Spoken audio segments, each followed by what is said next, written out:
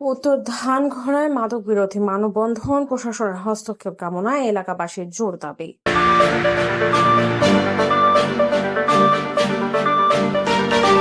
গাইবান্ধা সদর উপজেলার উত্তর ধানগড়া চরমাথা এলাকায় মাদকের বিস্তার রোধে মানববন্ধন করেছে স্থানীয়রা। দ্রুত কার্যকর পদক্ষেপ নিতে প্রশাসনের প্রতি জোর দাবি জানানো হয়েছে। শুক্রবার জুমা নামাজের পর সচেতন যুব সমাজ ও এলাকাবাসীর উদ্যোগে এই কর্মসূচি অনুষ্ঠিত হয়। বক্তারা বলেন, এলাকায় মাদকের বিস্তার উদ্বেগজনক পর্যায়ে পৌঁছেছে এবং এটি তরুণ সমাজ ও সামাজিক নিরাপত্তার জন্য হুমকি হয়ে দাঁড়িয়েছে। তারা দ্রুত অভিযান জোরদার, নজরদারি বৃদ্ধি এবং জড়িতদের বিরুদ্ধে কঠোর ব্যবস্থা গ্রহণের দাবি জানান। স্থানীয়দের আশা, প্রশাসন দ্রুত পদক্ষেপ নিলে পরিস্থিতি নিয়ন্ত্রণে আসবে।